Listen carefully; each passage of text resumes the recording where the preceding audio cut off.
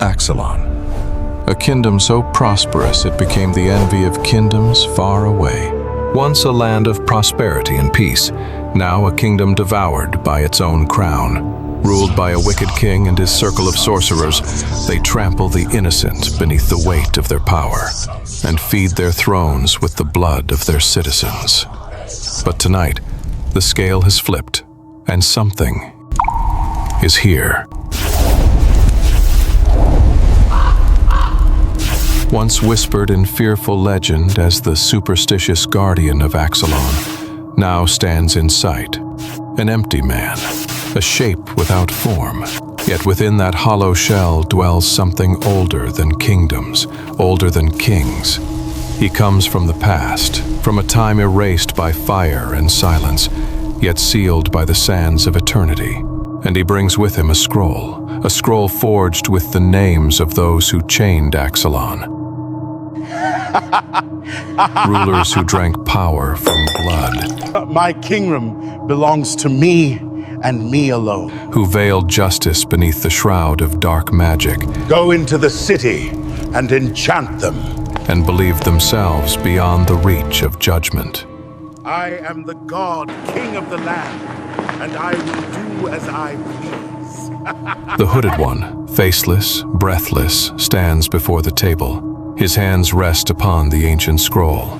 For every 1,000 years he awakens, and every 1,000 years the rulers of Axelon, swollen with greed and blinded by pride, forgets the death curse, lurking in the shadows of their fate.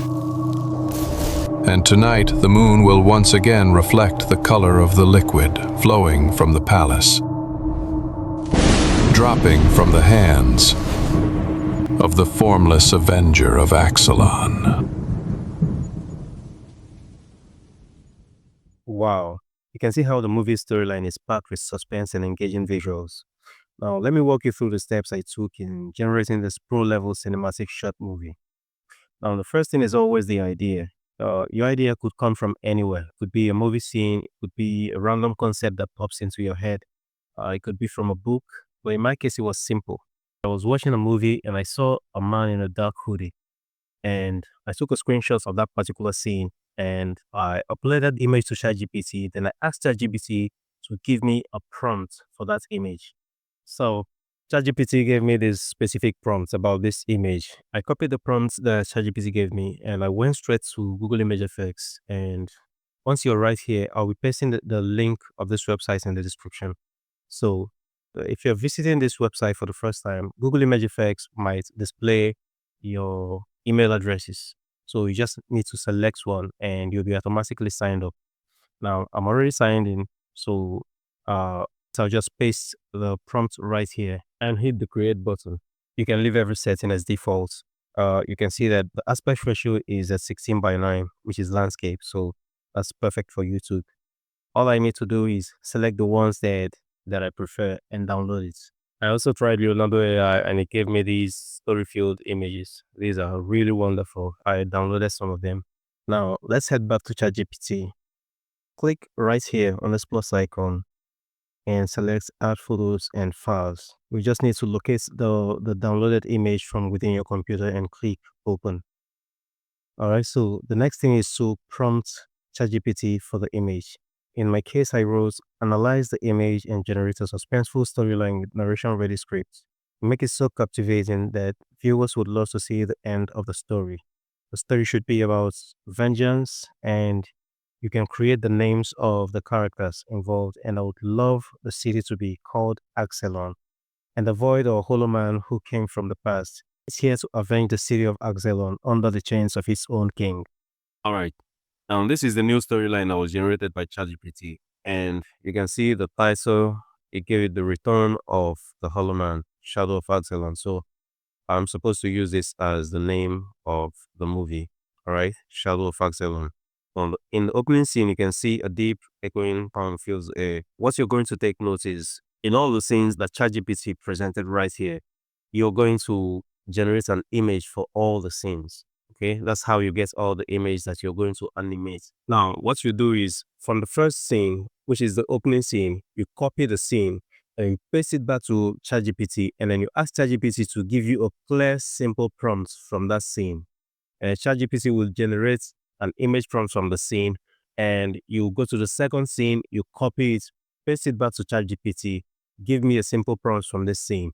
From all the image prompts that ChatGPT presented to you, you have to copy each and every one of them and take it back to Google Image Effects, and then Google Image Effects will generate image based on that scene. And that's how you do it. You're going to repeat it with all the scenes that ChatGPT gave you. Or for faster image generations without requiring every single prompt from ChatGPT, you just need to read the scenes, go directly to Google Image Effects and write your image prompts right there and hit generate. Now, once you have all the images ready and maybe there's something you want to add to one or some of the images that you generated. Maybe you want a side view of the image, area view, or the back of the character in the image. Or there's something you want to remove from the image or add. To achieve all these, we'll be using Google's Nano Banana. And to use Google Banana, we'll be going through Google AI Studio, and that is where we'll be doing all the editing. Every link to the websites I mentioned in this video will be in the description. And now, let's move on to Google's Nano Banana. Click on this plus icon, then select Upload Files. Choose your image from your computer and click Open. As you can see, the flames on the torches are too small. So I'll prompt Nano Banana to increase the flames because when I turn this image into video, I want the natural burning effects to stand out. After it generates the image, you can see that it didn't quite understand the prompt, so I'll reprompt it and change my instructions to increase the fire from the flaming torches. Now, with this new prompt, it understands what I meant and produced the results I wanted.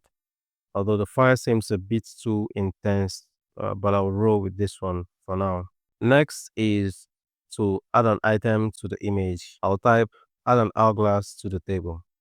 After generating, you can see the hourglass has appeared on the table. Although the hourglass looks a bit too large, I'll say show the front aerial view of the image.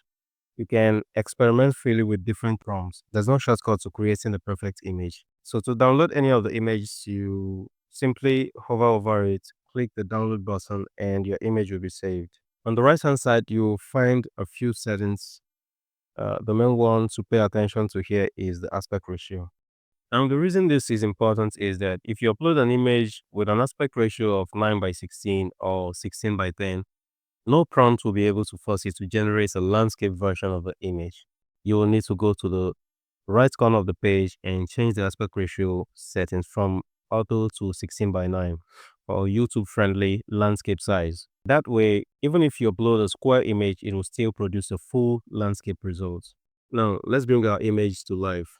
We'll be using the all-new Google's Veo 3.1 through GeminiGen. Once you're on this one page, you will see Google Veo 3 and Sora. Sora was added just a couple of days ago. Now, under this section, you can select between Veo 3.1, Veo 3.1 Fast, and Veo 2. Veo 3.1 Fast, Veo 3.1 is Google's most advanced model, and it costs 100 credits per video. And that is 80% more than Veo 3.1 Fast that costs 20 credits per video. Here you can adjust your video resolution and aspect ratio, and you'll also see how many credits it will cost to generate a single video based on your current settings. For now, let's just leave all settings at their default value and let's get started. Click on image reference, then click upload. Select the image from your computer and click OK. Now type your prompt. Depending on your project, you can use camera commands like zoom, pan, or pull out to control the camera movements in the final video. Once you're done, click generate video. Video generation typically takes between 1 and 2 minutes. Now the video is ready. Let's see the results.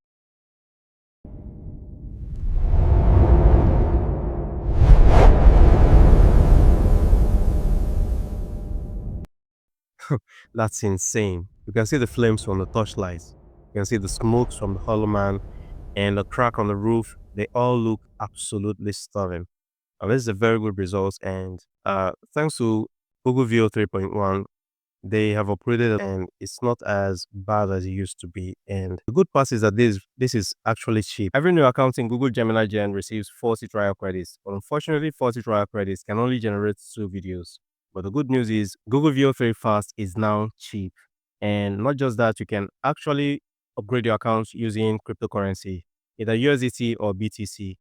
And with just $10 of cryptocurrency deposits, you get 2,000 credits. And 2,000 credits gets you 100 videos, and 100 videos can cover you for many weeks for your YouTube video upload if you're generating short videos like the one you watched at the beginning of this video.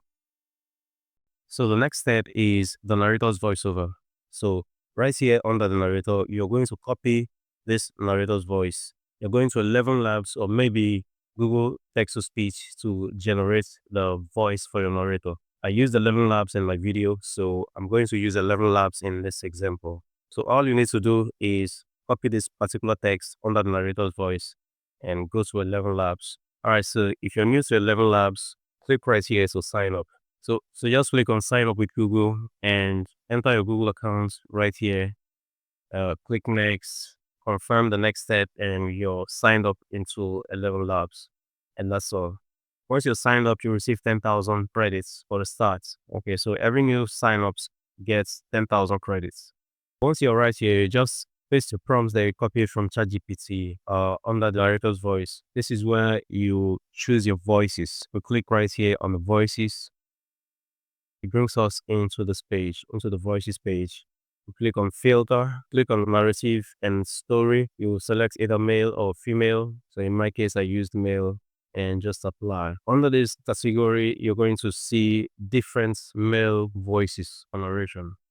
Okay. So these are narrative voices for stories. Then you just need to find the voice that suits your story and select it. You can just click on it to hear the sound. So the next thing is to come at the left corner of the page and click on this plus icon. And once you click on the plus icon, it adds this particular voice into your voices. So once it's added, you'll see that it says use voice. So you just need to click on it again. Now with that voice selected, whatever you paste or write here will automatically be generated using that voice. This is history for a previously generated voice. And when you click on this settings, this is where you can switch the 11 Labs models. Now, under the models, select View 3 Alpha. You'll notice there's a check mark at the top right corner of the version. And of course, you're free to check all the versions and see which one works best for you. So this is where you hit generate. Okay, it will generate 2 different voices. So you have to choose between the 2, whichever sounds better. If you don't choose the View 3 Alpha, the voice will just be one, and that will not have all the natural emotional voice that you need for the voiceover.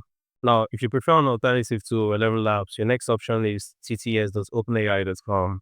This is owned by Google, and once you're right here, this is your prompt field. These are your voices. Okay, you can also search for the gender and the category, just like it is in 11 Labs. Now, when compared between the 2 voice generators, OpenAI's TTS credit doesn't expire, and they're way more affordable. 11 Labs, on the other hand, has a more dynamic, versatile, and with a more natural sounding human-like voices. Now, for the sound effects I use in this video, you can download them completely free from pixabay.com. And for the lightning strikes in the video, you can also get them from CapCut. You just need to click on the effects tab and type lightning and choose from the list of lightning that will be displayed. Now to use the lightning, you just need to drag it above the timeline of the particular video that you want the lightning to affect, and that's all.